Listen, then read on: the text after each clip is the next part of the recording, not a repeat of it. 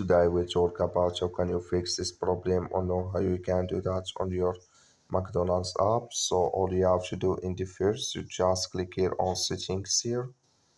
So then it's going to take you to this list. It's going to show for you like this here. Then all you have to do next, you just scrolling down here, click here on apps. So then you come to apps list and here you're looking for McDonald's app. Just click on search. Then here add McDonald's app. Sorry.